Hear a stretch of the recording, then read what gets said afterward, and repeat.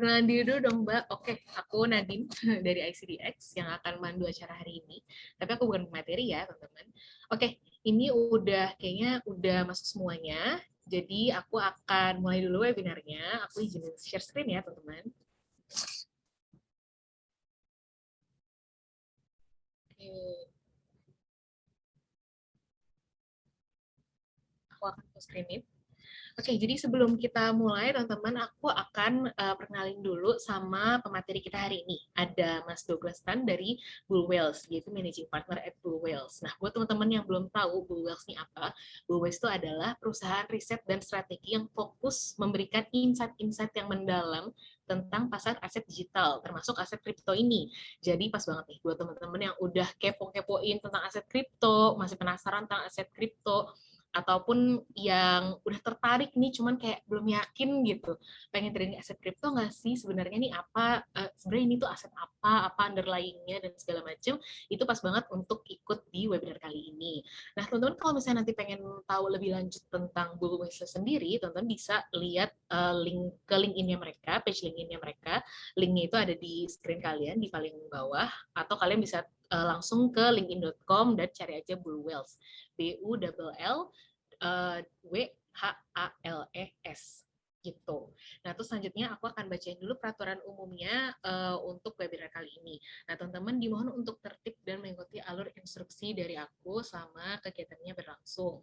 Nah, terus nanti untuk sesi tanya jawabnya, sesi Q&A akan aku buka setelah materi. Tapi teman-teman bisa ngajuin pertanyaannya selama materinya itu disampaikan oleh pembicara kita, Mas Douglas. Jadi teman-teman bisa langsung ke fitur Q&A, ada buttonnya Q&A untuk nanyain pertanyaan-pertanyaan yang terkait sama materi aset kripto. Tapi kalau teman-teman masih punya pertanyaan atau masukan yang misalnya terkait webinar atau terkait teknis, pokoknya semua hal di luar materi aset kripto, teman-teman bisa ke kolom chat. Jadi kita bedain dulu ya, kalau tentang materi ke kolom Q&A, kalau di luar materi ke kolom chat aja gitu. Nah, terus semua peserta itu otomatis di mute kayak aku bilang tadi, otomatis semuanya di mute dan nggak ada video yang boleh yang bisa muncul gitu. Jadi kalau teman-teman ada yang pengen disampaikan dan di luar materi itu bisa ke kolom chat, jangan di kolom Q&A ya. Soalnya biar teman-teman yang nanti punya pertanyaan terkait materi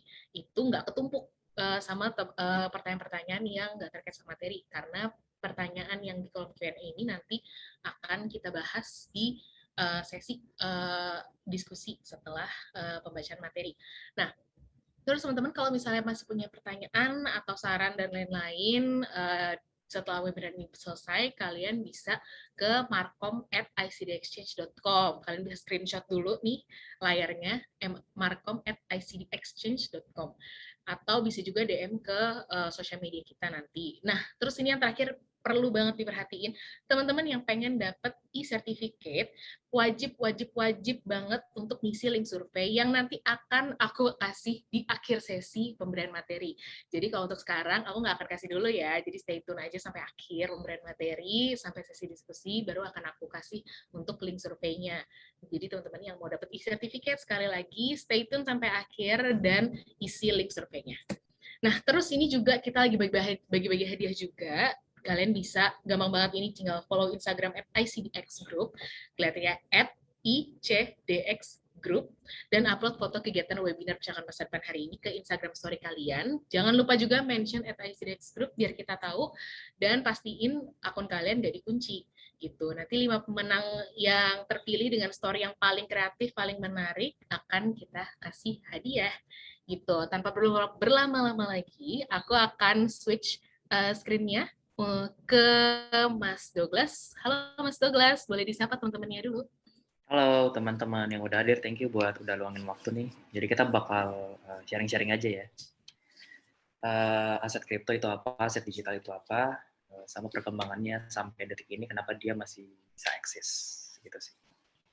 Thank you Tari, Tari lagi, Nadine buat Nadine, waktunya. ya boleh. Ya, aku boleh izin share ya.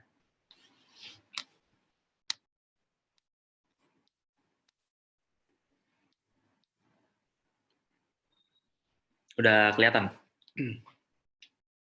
Yep, udah kelihatan Mas. Oke, jadi topik kali ini kita lebih bahas mengenai ini sih, apa namanya, aset digital itu apa sih, basicnya, one-on-one-nya seperti apa. Jadi, thank you tadi Nadine buat intronya. Aku coba bahas kripto. Apa itu kripto? Jadi, kripto itu pada awalnya lahir dari Bitcoin kemarin tahun 2008-2009. Ini mata uang digital yang dipakai untuk transaksi virtual dengan jaringan internet. Kalau dulu teman-teman mungkin beberapa di sini juga udah pada tahu juga, kemarin Bitcoin itu dibuat nggak ada penggalangan dana sama sekali. Aset kripto yang pertama itu adalah Bitcoin. Pada saat itu saking murahnya, sempat ada orang mau ngebeli pizza, aku lupa berapa amount-nya, sekitar 10 Bitcoin kalau nggak salah, dengan satu pan pizza waktu itu, saking belum ada nilainya. Nah, mulai pada saat itu, apa namanya, muncul sub-sub forum di Bitcoin Talk, di Reddit, dan dimanapun itu, mereka apa namanya, makin menggaungkan pentingnya virtual currency. Kenapa virtual currency ini bisa ada, dengan networking effect yang ada, itu bisa nge-assign value ke dalam network sama ke dalam aset digital ini sendiri. Terus mata uang digital atau aset digital ini sendiri bukan hanya Bitcoin. Setelah Bitcoin banyak banget teman-temannya muncul. Kalau di sini aku paparin ada Litecoin, Ethereum, Monero, Ripple yang mempunyai misi, visi masing-masing. Nanti kita bisa sambil bahas juga di slide-slide berikutnya. Bitcoin itu balik lagi tadi diciptakan oleh founder yang sampai sekarang belum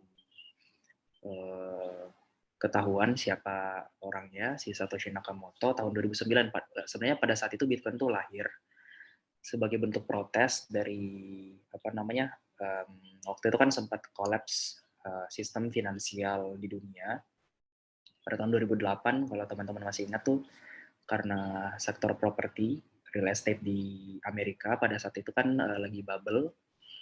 Pada waktu itu ada istilahnya sampai dan namanya ninja, no income, no job, no asset. Tapi orang-orang yang ninja ini bisa mendapatkan rumah. Artinya mereka bisa nyicil, entah si apa namanya, si pemberi kreditnya ini nggak melihat faktor income, nggak melihat faktor job, nggak melihat faktor aset dari si apa namanya, si yang mau memiliki aset ini, tapi tetap diberikan haknya kepada mereka. Nah, pada waktu itu, pada tahun 2008, sempat bubble, krisis finansial, beberapa investment bank pada tutup. Disinilah apa namanya, Satoshi Nakamoto hadir gitu. Bagaimana kalau ada suatu kelas aset yang benar-benar bisa apa namanya, istilahnya jadi tempat pelarian lah, tempat pelarian ketika orang-orang bingung mau lari kemana. Waktu itu jadi Bitcoin ini sendiri diciptakan, total unitnya ada sejumlah 21 juta unit. Hingga detik ini sudah beredar Bitcoin sebanyak 18. Ini bergerak terus ya. Jadi setiap hari itu nambah terus supply yang beredar, karena setiap satu blok itu sekitar 10 menit pembuatan satu blok, dan sekitar satu blok itu diproduksi sekitar 12,5 Bitcoin hingga detik ini. Jadi setiap hari supply yang beredar bakal terus bertambah, dikalikan saja 10 menit dengan total 24 jam dalam sehari, itu total Bitcoin yang dihasilkan dalam sehari. Terus market cap ini, kalau kita bicara mengenai market cap, kan seperti kalau teman-teman contohin saham, market cap kan berarti sirkulasi yang beredar di pasaran dikalikan dengan harga saat ini, sama seperti Bitcoin. Berapa sirkulasi supply yang tadi yang sudah ada di pasaran sekitar segini dikalikan dengan harga saat ini yang sekitar 53.000 nih, 53.300 detik ini. Dapatnya sekitar ini kemarin aku pakai figur yang pokoknya kemarin pada saat beberapa hari yang lalu, pada saat pembuatan slide ini, tapi mungkin ya roughly sekitar $1 triliun saat ini. Harganya, waktu itu di snapshot di sekitar 58.000, jadi mungkin ya sekitar slightly below $1 triliun saat ini.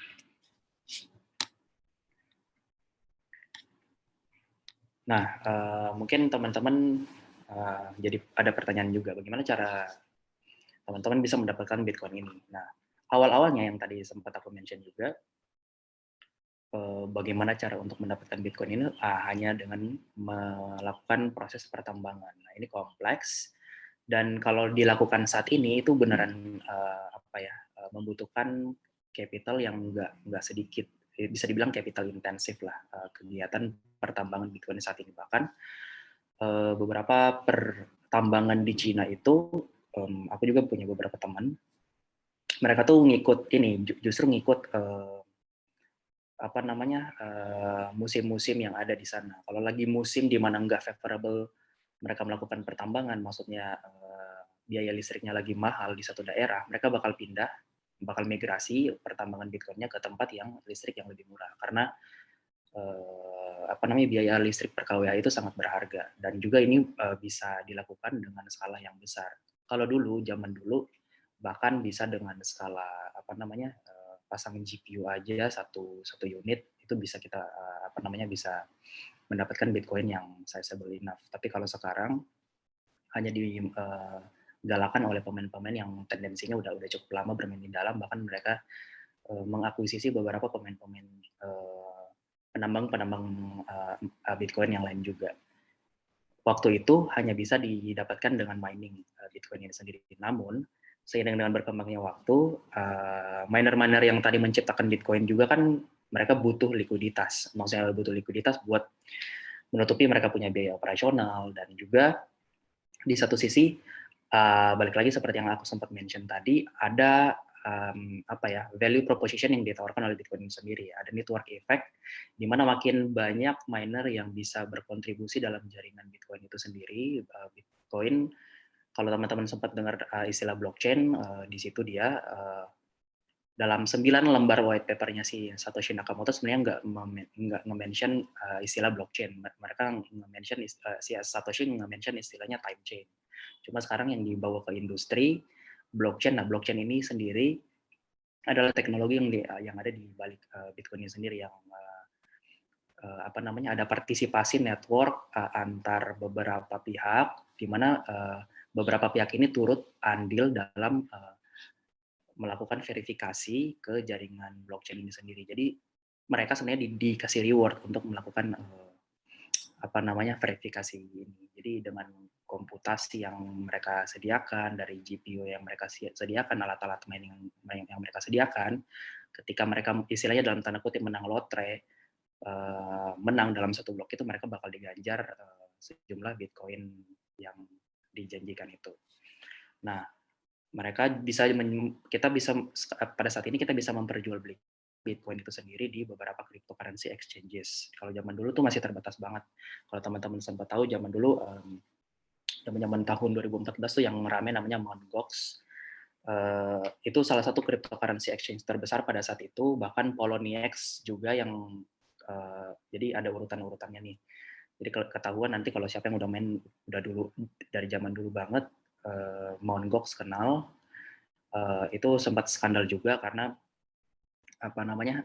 beberapa aset Bitcoin itu nggak bisa di withdraw pada saat itu, dan juga tapi pada waktu itu memiliki volume perdagangan yang sudah lumayan besar. Jadi waktu itu memang di situ tempat miner-miner menjual mereka punya Bitcoin, dan ada orang-orang zaman dulu yang nggak melakukan aktivitas mining tapi lebih memilih untuk membeli Bitcoin itu sendiri lewat cryptocurrency exchange. Pada saat ini udah banyak sih beberapa di Indonesia juga, udah beberapa cryptocurrency exchange sudah lumayan besar volumenya. Nanti kita bahas di slide berikutnya. Sama yang terakhir dengan Celery. Kalau Celery ini sendiri lumayan baru karena beberapa startup di dunia juga udah mulai menggalakkan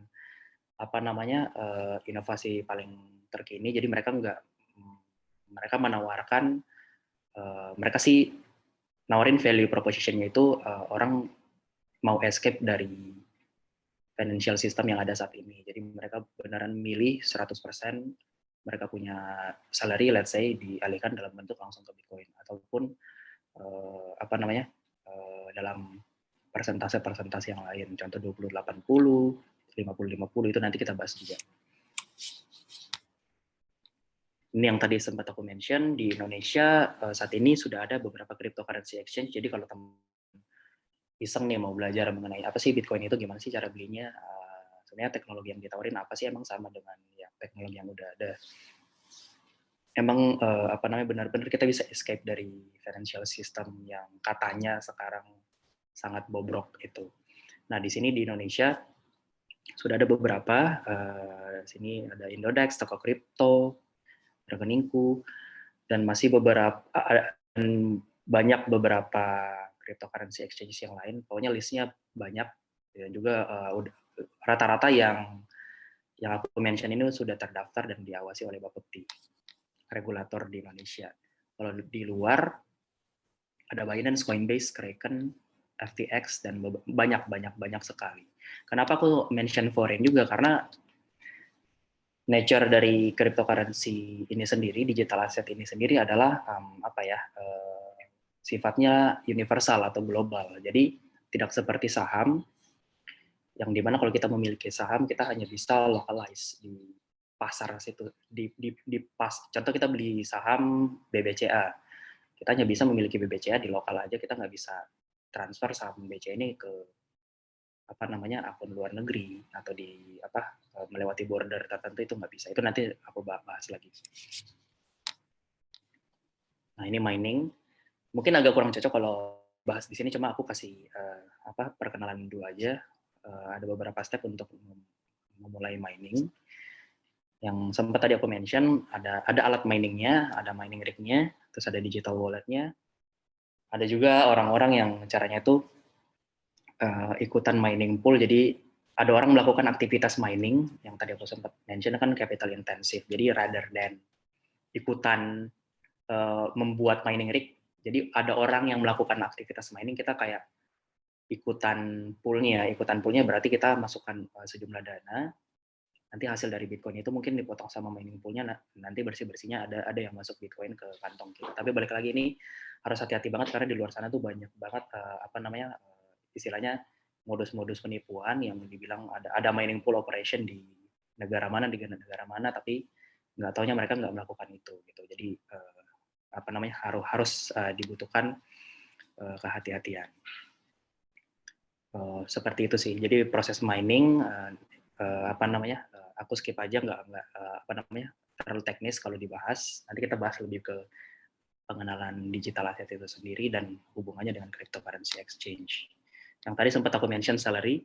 Ini ada pemain NFL yang kemarin mendedikasikan dirinya, dia mau dapat salary dalam bentuk Bitcoin karena dia mungkin tahu daripada dia melakukan mining yang tadi aku sempat bilang beberapa disadvantage-nya dan juga beberapa keribetan mungkin yang harus di-setup, mungkin harus bikin bisnis baru atau seperti apa, dan juga beliau nggak mau dapat exposure melakukan pembelian cryptocurrency exchange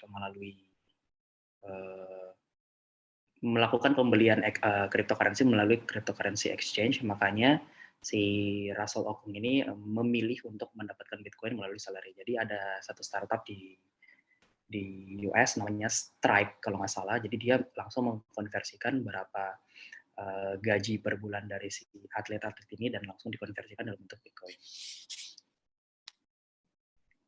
Nah, wah ini jadinya ini ya tulisannya agak buram ya. Tapi inti slide ini adalah selama tahun 2020 perkembangan apa aja sih yang ada di di Bitcoin ini. Jadi kemarin itu Bitcoin pada tahun 2017 itu sendiri sempat mengalami kenaikan yang luar biasa. Aku ingat tuh waktu itu aku sempat merekomendasiin teman aku bulan April 2017 masih di harga $1.000. Dan pada saat akhir tahun 2017 itu sempat naik ke 20.000. Itu naik 20 kali lipat pada tahun yang sama, tapi in following months dia sempat juga jatuh sejatuh-jatuhnya sampai beneran dalam kondisi yang bisa dibilang stabil tuh kemarin di level-level 8.000 sampai 10.000-an. Setelah crash dari 20.000 di peak-nya 2017. Nah, di sini aku bikin time frame hanya di tahun 2020 apa aja yang terjadi pada saat itu. Kemarin pada saat yang 2017 begitu, itu memang memang driven by retail mania. Jadi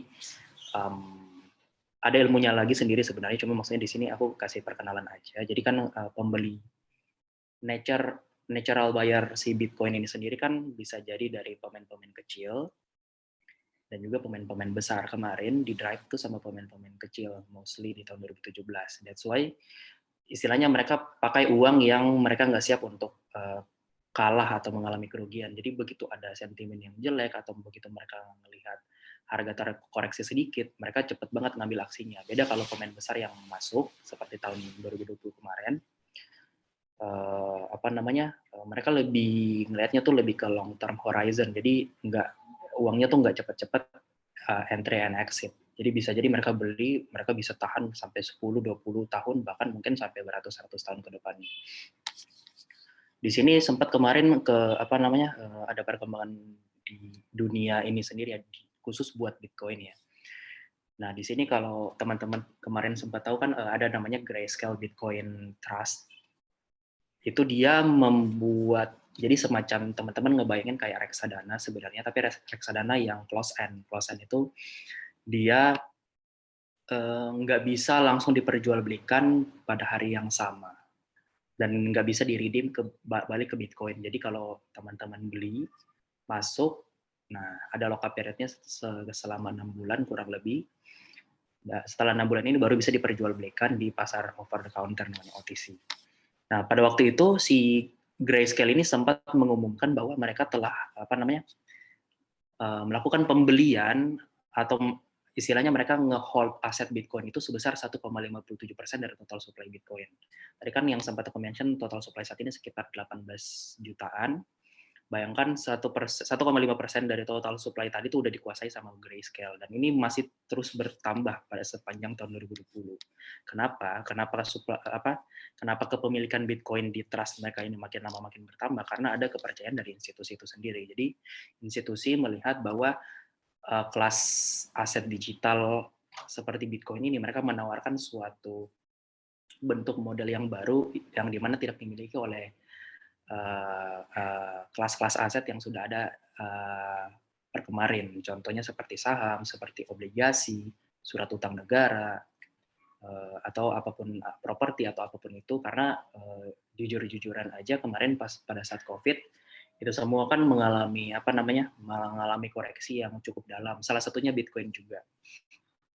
Ini kalau teman-teman sempat lihat kan ini crash yang terjadi pada saat COVID. Jadi waktu itu bukan cuma pasar saham, bukan cuma pasar obligasi, itu juga Bitcoin mengalami crash. Aku ingat pada saat itu, waktu itu jujur main long waktu itu dan sempat terlikuidasi juga pada saat penurunan ini beneran dalam banget turunnya. Ini kalau nggak salah kemarin di sekitar 9.000 atau 8.800. Nah, pada saat ada satu hari di mana Bitcoin turun 50% ke 3.800. Jadi pada saat ini Bitcoin menyentuh harga 3.800 pada saat ketakutan mengenai virus COVID mulai merebak. Tapi lucunya aset digital ini memiliki karakteristik di mana namanya kalau di dunia finance itu betanya tinggi. Jadi kualitasnya itu sangat liar. Artinya kalau di pasar saham kadang naik 10% aja udah wah, kalau di Bitcoin itu bisa berkali-kali lipat dari 10% itu. Begitu. Tapi ini bukan cuma di sisi naiknya aja, di sisi turunnya juga. Jadi contoh kemarin di pasar, aku ingat waktu itu di pasar saham Amerika, sempat waktu itu all time high-nya di 3.400, Standard & Poor's 500, itu kayak indeks utamanya Amerika lah, indeks utama saham Amerika di 3.400. Waktu itu sempat terkoreksi dalam ke 2.200 kalau nggak salah, jadi sekitar 50%. Tapi itu berhari-hari turunnya, karena mereka waktu itu sama seperti saham di Indonesia, mereka pakai sistem auto rejection bawah, tapi mereka per level indeks, bukan per level individual stock. Mereka waktu itu pada saat itu ada istilahnya sirkuit breaker-nya itu di 7%-an. Jadi setiap hari bleeding 7%.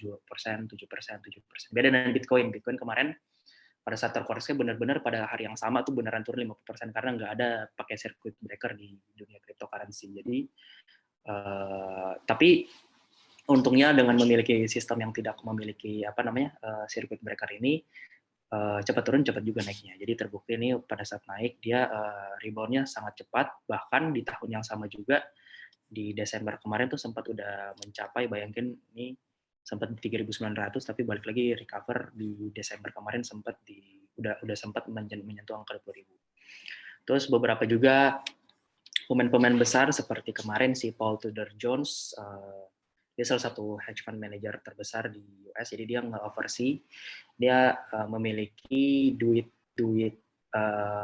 dana kelolaan yang dia kelola dari perusahaan, dari institusi, dari pension fund itu sekitar kalau nggak salah sekitar 40 billion dolar, dan dia mengalokasi 1% portofolio itu ke Bitcoin, dan itu di-announce ke publik.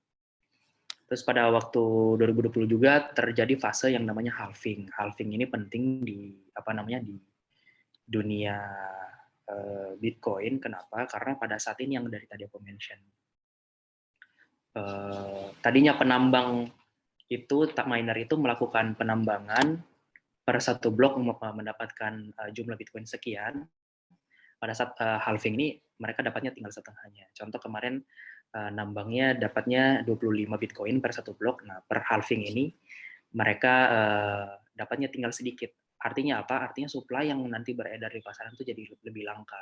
Jadi model-model inflasinya Bitcoin ini ketebak sebenarnya, beda dengan emas. Emas itu kita nggak tahu kapan aja bisa ditambang, bisa jadi tiba-tiba ada di deposit emas di mana. Jadi faktor uncertainty-nya tinggi. Kalau si Bitcoin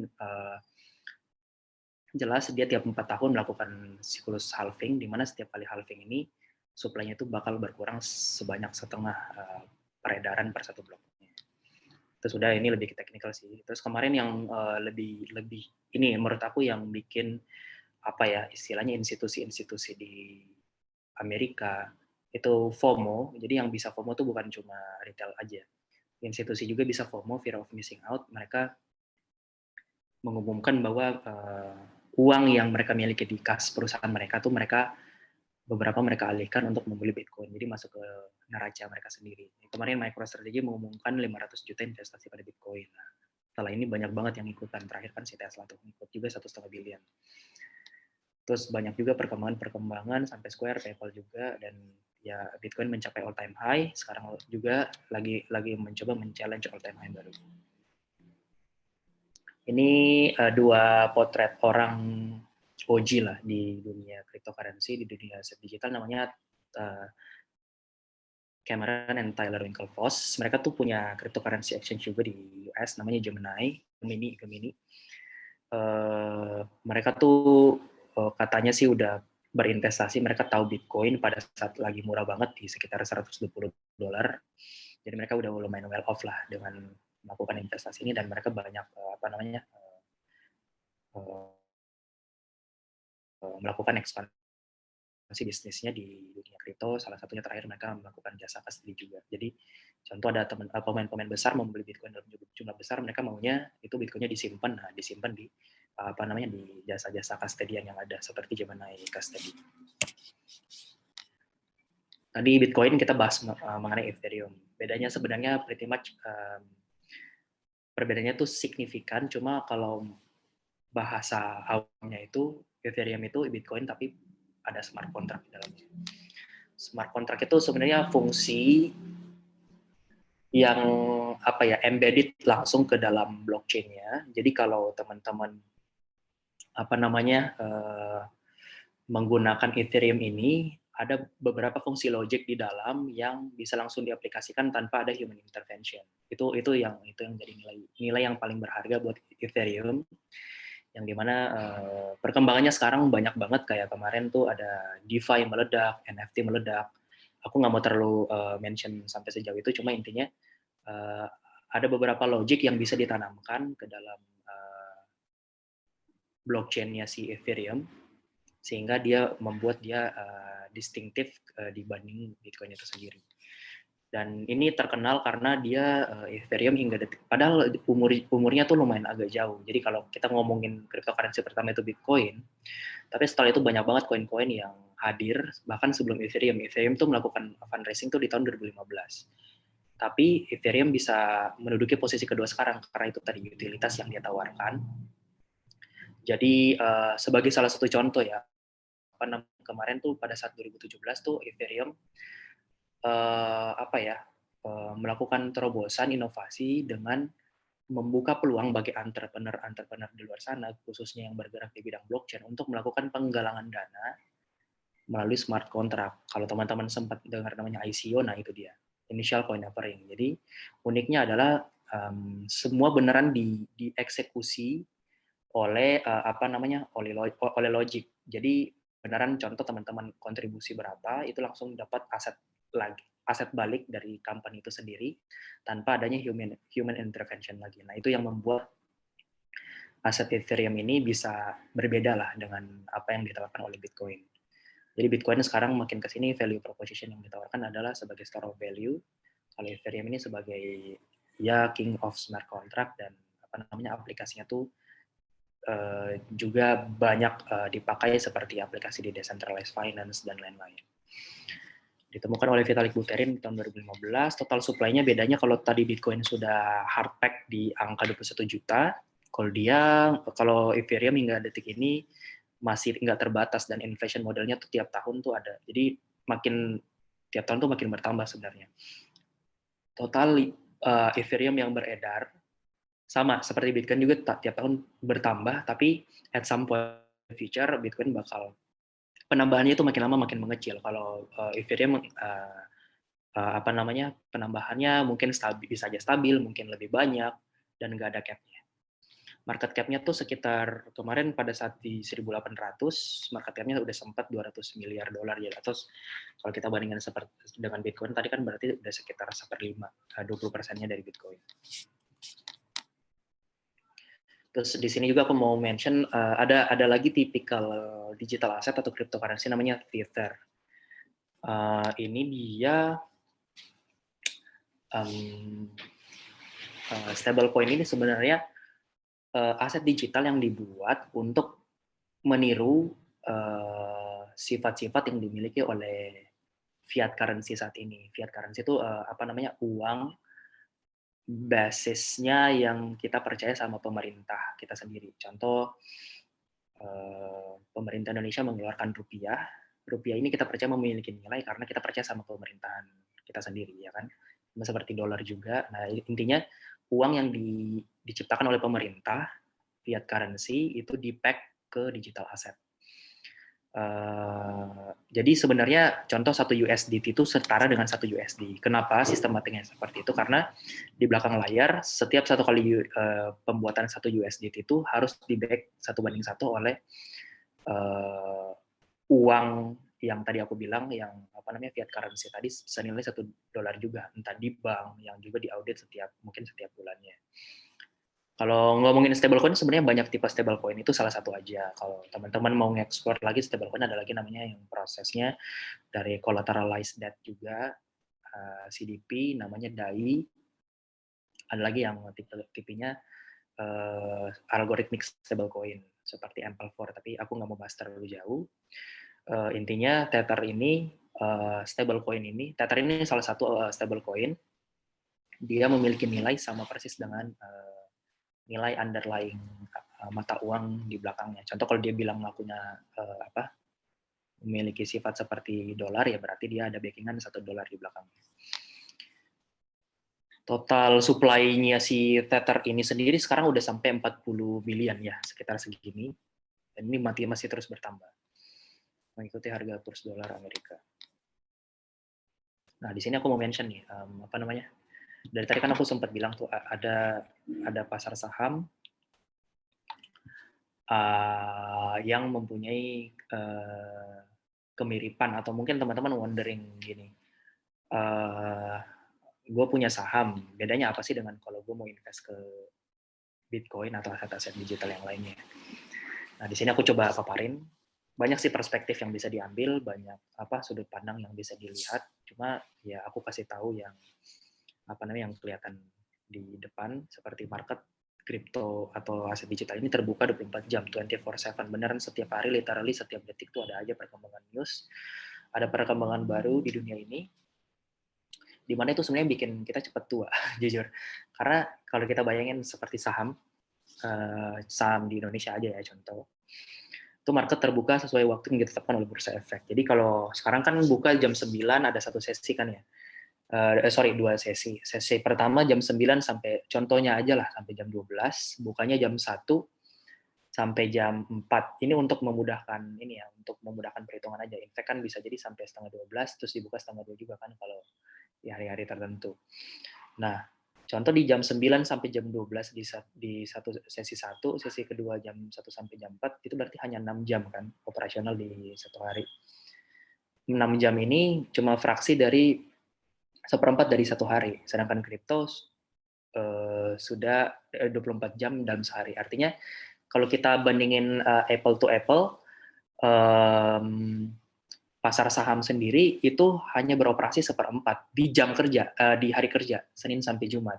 Sabtu dan Minggu sama sekali nggak beroperasi kan. Kalau kita nggak bisa memperjualbelikan saham di hari Sabtu dan di hari Minggu. Nah, aku hitung-hitung total-totalnya kalau kalau kripto itu sendiri beroperasi bisa diperdagangkan sekitar 168 jam per satu minggu, kali aja 24 kali 7, benar nggak sih 168 ya? Sekitar begitulah. Terus kalau di saham hanya 30 jam ya, teman-teman bandingin aja, bagi-bagi simpelnya 5,5 kali ya. Artinya orang-orang yang main di pasar kripto dan beneran mereka tekun, mereka ngikutin terus, itu beneran 5,5 kali lebih cepat tua sebenarnya. Mereka kayak kayak masuk ke dalam dimensi waktu yang 5 kali lebih cepat, velocity-nya 5 kali lebih cepat dibandingkan apa yang terjadi di pasar saham. That's why orang-orang di kripto ini beneran apa ya, karena memang nggak berasa, karena memang tiba-tiba di Sabtu atau di Minggu ada development baru dan ada berita baru, dan di mana itu membuat landscape dalam beberapa hari, dalam beberapa minggu, dalam beberapa bulan itu bisa berubah. Itu sih. Terus bedanya kalau di kripto itu nggak ada minimal pembelian. Jadi maksudnya harga satu Bitcoin sekarang contohnya di sekitar 800 jutaan. Tapi nggak necessarily kita harus beli satu Bitcoin. Kita bisa beli fraksi dari Bitcoin itu sendiri. Maksudnya fraksi adalah Bitcoin ini sendiri ada unit paling terkecil namanya Satoshi. Satoshi ini kayak 10 pangkat minus 8 kalau nggak salah. Jadi 0,00000 dikaliin aja ke belakang sampai angka nolnya itu 8 kali, 0,001 Bitcoin, nah itu bisa dibeli sekecil itu, sesatu Satoshi itu. Jadi teman-teman jangan khawatir, nggak harus nge-encourage teman-teman harus pada saat baru mau mulai kita harus invest satu Bitcoin, enggak. Jadi bisa as low as satu Satoshi tadi. Contoh satu Satoshi harganya $1, ya sebesar itu teman-teman harus mengeluarkan biaya. Tapi belum sampai $1. Kalau $1 udah mahal banget sekarang Bitcoin. Jadi bisa ya teman-teman bisa beli Bitcoin seharga 50.000, 100.000 atau berapa pun itu. Beda dengan saham kan, kalau kita tahu sekarang kan sistemnya, ini sebenarnya yang aku mention ini saham Indonesia. Kalau saham luar, in fact, sekarang udah bisa juga. Mereka pakai namanya fractional shares, di mana kita bisa beli kayak saham, kalau teman-teman tahu saham-saham Berkshire Hathaway, punyanya si Warren Buffett, kan sekarang udah nilainya sekitar $350.000 per satu lembar saham. Itu sekitar, ya kita bulut-bulutin aja lah, 4,5 M atau 5 M, satu lembar saham, satu lembar doang. Jadi kalau pakai aturan di Bursa Efek Indonesia, kalau teman-teman mau beli saham Berkshire Hathaway harus mengeluarkan uang 500 M atau satu outlot 100 lembar saham per satu lot. Jadi kalau itu sebenarnya aturan dari, balik lagi sih, aturan dari bursanya, aturan dari regulatornya, karena kan mereka pengen bikin akses pasar finansial ini, khususnya di capital market, itu bisa terbuka untuk siapapun saja. Jadi mungkin juga nanti jadi PR juga buat regulator di Indonesia untuk bisa membuka peluang seperti ini tuh sebesar-besarnya. Jadi contoh teman-teman mau beli saham-saham dengan nilai nominal yang tinggi, itu nggak necessarily harus beli satu lot. Itu sih yang mungkin bakal jadi inovasi juga ke depannya. Tapi untuk saat ini yang berlaku masih seperti itu. Jadi contoh teman-teman mau beli saham yang harga nominalnya 10.000, berarti teman-teman harus keluarin uang 1 juta rupiah untuk membeli satu lot saham tersebut. Terus perbedaan yang mencolok juga yang lain adalah transaksi dapat dilakukan di seluruh dunia. Jadi, nah ini yang maksudnya nih. Contoh teman-teman beli Bitcoin tadi di pasar cryptocurrency exchange di Indonesia. contoh di Indodex, di rekeningku atau dimanapun itu. Nah, teman-teman bisa memindahkan aset teman-teman ini ke tempat lain. Beda dengan kalau di apa namanya di dunia saham, teman-teman punya saham contoh di broker A, contoh di apa namanya, contoh lah di Mandiri Sekuritas, teman-teman mau pindahin ke apa namanya ke broker lain tuh nggak bisa. Bisa sih tapi pakai skema apa namanya pasar negosiasi, tapi itu kan nggak ada order booknya kan, dan itu pun ribet. Jadi biasanya kalau di pasar reguler itu nggak bisa melakukan pemindahan. Jadi aset yang teman-teman miliki hanya terbatas, terisolasi di broker itu saja. Kalau di dunia kripto enggak. Jadi teman-teman mau pindahin contoh, banyak kan yang populer tuh apa namanya mereka pindahin ke apa namanya cryptocurrency exchange di luar untuk dapat exposure koin-koin yang lebih banyak lagi. Biasanya seperti itu. Jadi mereka membelikan akan pembelian dalam bentuk contoh Bitcoin atau tadi USDT. Nah, USDT ini dipindahkan ke contoh ke Binance. Nah, dari Binance ini mereka lebih dapat lagi banyak pilihan untuk bisa menggali potensi aset digital yang lain. Hanya bisa melakukan transaksi di pasar saham Indonesia. Nah, terus kalau di kripto nggak ada ARA, nggak ada ARB, ini balik lagi ke apa ya, ke market lokal ya. Tapi volatilitasnya tinggi banget. Apa namanya? Konsekuensinya volatilitasnya tinggi. Kalau di Indonesia ada batas arah. Sebenarnya bukan cuma 25%, kan ada layer-layernya di nominal tertentu, di arahnya berapa persen. Bisa sampai 35% juga, tapi nominalnya nominal kecil. Kalau nominal paling tinggi 25%. Kalau ARB 7%. Nah, ini kan sebenarnya enggak, kalau boleh kritik, ini juga enggak apa namanya,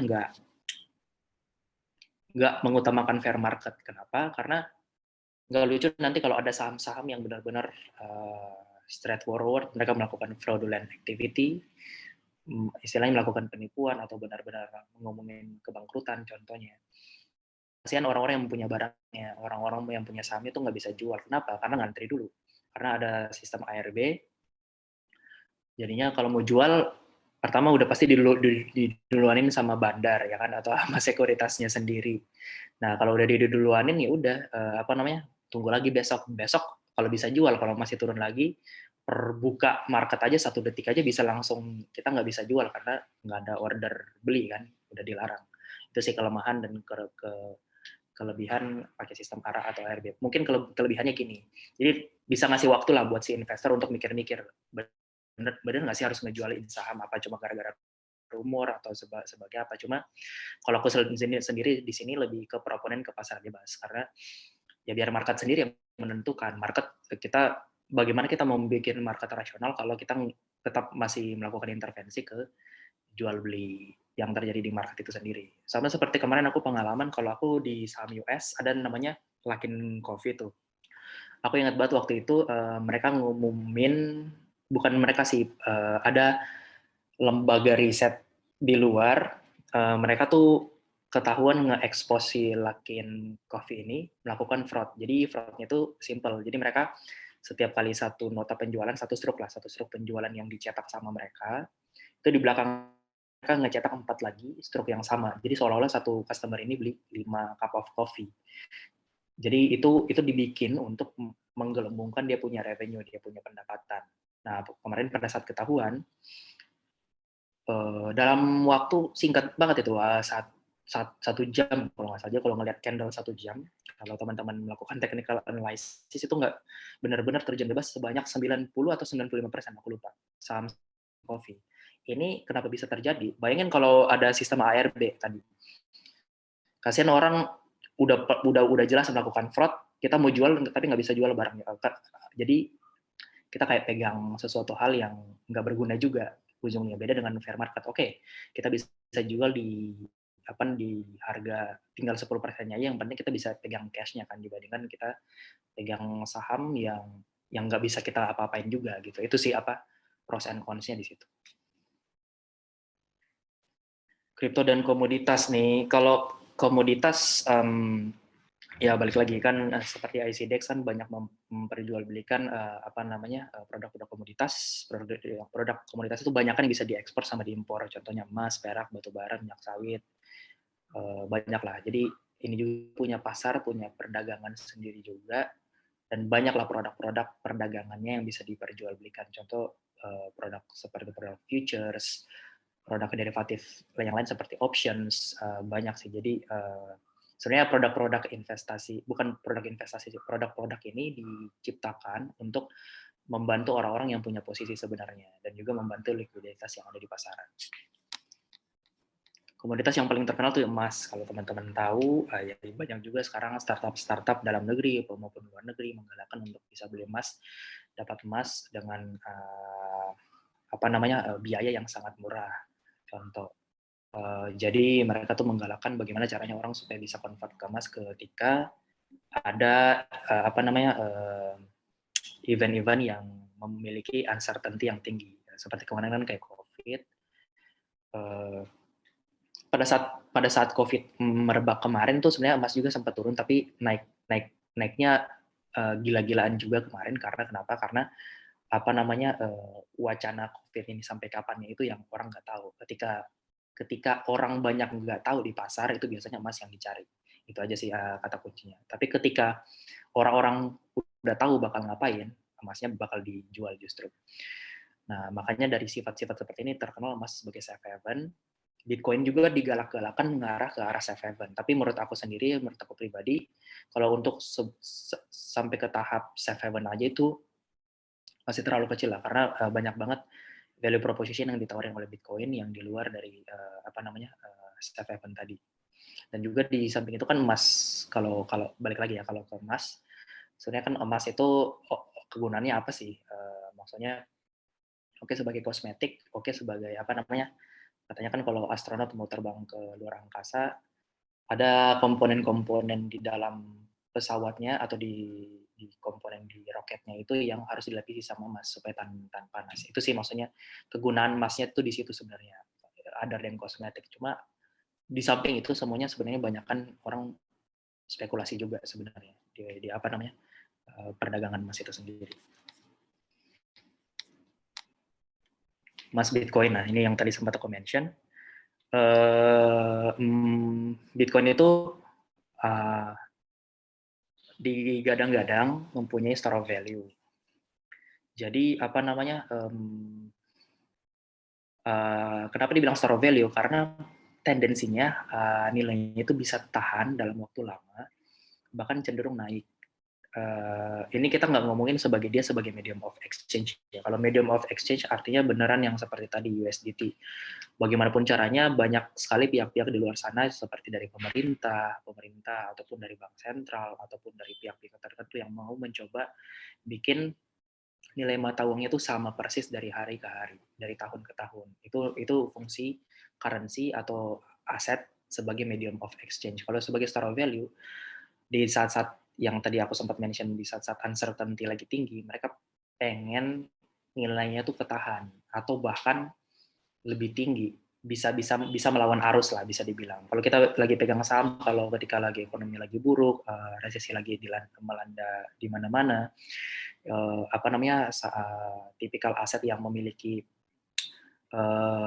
risiko-risiko yang tinggi karena hasil dari nilai ekonomisnya yang makin lama makin berkurang ketika adanya suatu pembatasan, adanya faktor produksi yang berkurang, itu kan seperti aset-aset seperti saham sangat riskan untuk dipegang. Makanya orang-orang bisa beralih ke aset-aset seperti emas atau aset-aset seperti Bitcoin atau apapun itu yang balik lagi tadi digadang-gadang sebagai aset yang memiliki store of value atau bisa nge-hedge melawan inflasi, atau bisa melawan financial system yang quote and quote bobrok lah dalam tanda kutip di era sekarang.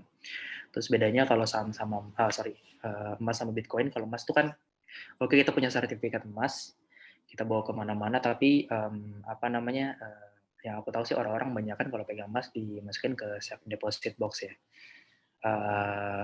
Sama seperti Bitcoin. Kalau Bitcoin orang juga punya banyak, tapi mereka bukan institusi, contoh orang pribadi, mereka simpan di cold wallet, di ledger, itu mereka bisa simpan juga ke safe deposit box juga, dan itu nilainya bisa jauh lebih besar loh, jangan salah. Jadi ukurannya sama kayak seperti USB bisa jadi, cuma itu isinya bisa berapa aja, literally berapa aja Bitcoin. Mau dia semua supply Bitcoin yang ada saat ini dimasukin ke dalam USB tadi bisa. Jadi senilai berapa Bitcoin sekarang $1 triliun tadi bisa dimasukin ke dalam satu Bitcoin. Beda dengan emas yang fisiknya beneran harus dipindahin dari mana ke mana, dan ini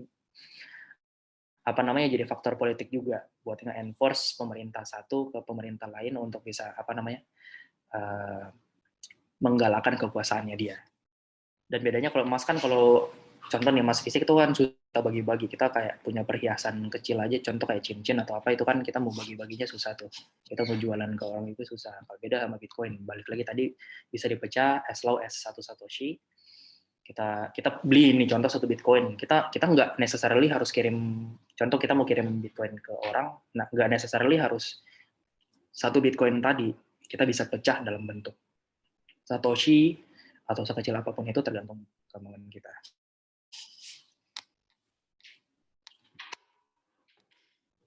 Seperti itu. Ini yang tadi udah aku sempat mention sih. Nah, dan kita lanjut aja deh.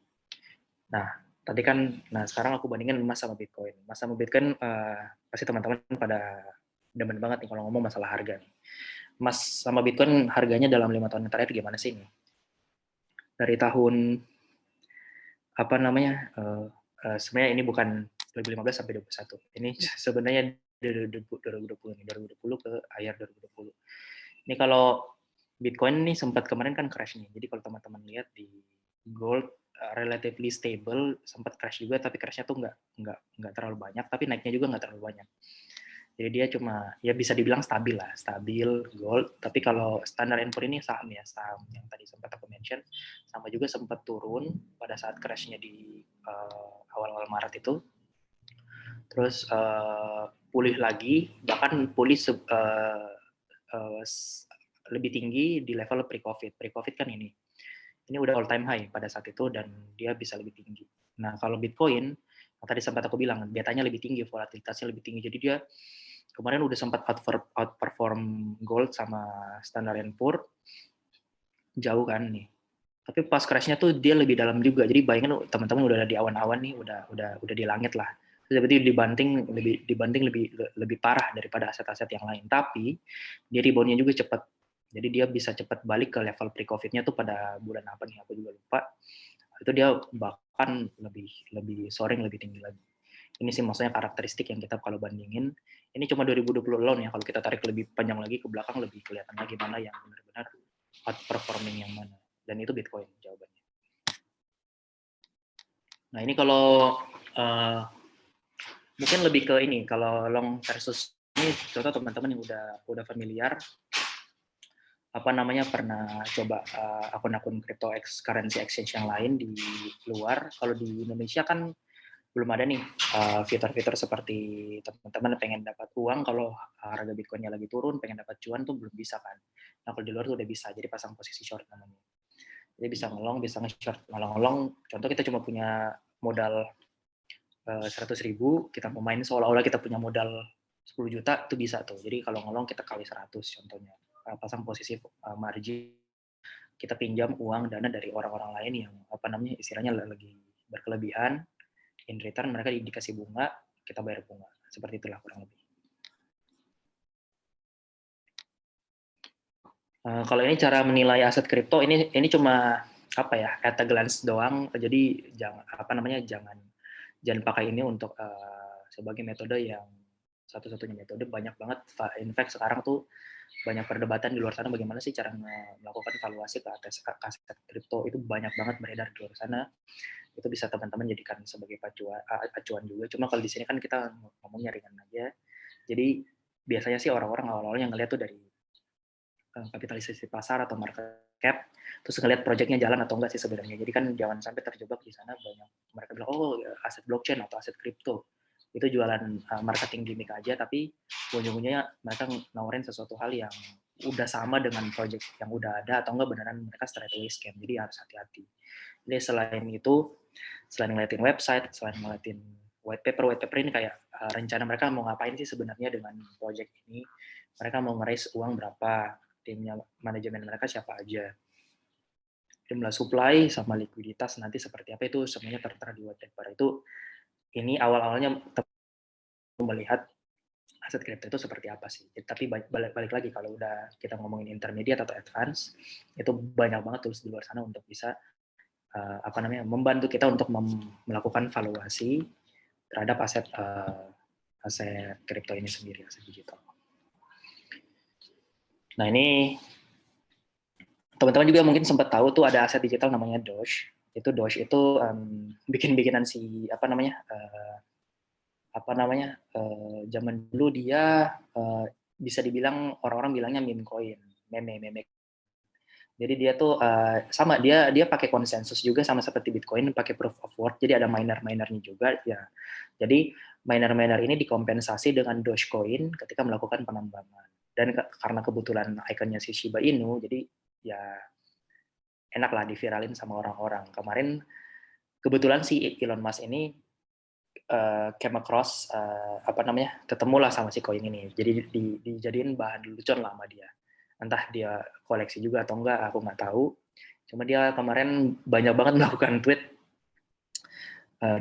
Doge. Dia cuma nge-tweet gini aja nih, Doge, harga Doge-nya naik. Berapa kali tuh dia? Kalau teman-teman mungkin tahu lah. Terus pada saat yang sama juga dia beberapa kali nge-mention Bitcoin dan juga sama. Jadi ini menunjukkan sebenarnya gini. Kenapa ini aku brought up, aku bawa. Ini menunjukkan bahwa sebenarnya banyak banget agensi di luar sana yang kalau diserap ke dunia kripto tuh masih layak. Artinya uang tuh masih banyak di luar sana yang belum masuk ke pasar aset digital. Jadi ketika ada spekulasi tweet seperti ini, asalnya cepet banget naik atau cepet banget turun, karena ya bisa dibilang mungkin orang-orang yang baru mau masuk ke pasar aset kripto ini mungkin belum masuk, tapi begitu dilihat udah candle-nya udah seperti ini, udah kenaikan harga seperti ini, baru mereka masuk. Jadi maksudnya mereka nunggu tweet-tweet seperti ini, atau beneran mereka nunggu kedatangan institusi baru mereka sadar dan yakin bahwa oke, aku mau buka akun. Ternyata udah mulai banyak diakui, udah mulai banyak direcognize sama beberapa figur-figur di luar. Jadi gelombangnya selalu ada, dan dari situ kita bisa melihat ada apresiasi nilai dari aset-aset digital yang kita pegang, seperti itu. Udah sih, ini ya, jadi kurang lebih sebenarnya yang mau aku mention di sini banyak banget aspeknya, dan ini bisa jadi satu bidang ilmu atau disiplin ilmu sendiri. Kalau teman-teman ngambil kuliah ini beneran bisa, aku nggak tahu ya. Kalau blockchain-nya sendiri tuh udah banyak diajarin di beberapa university.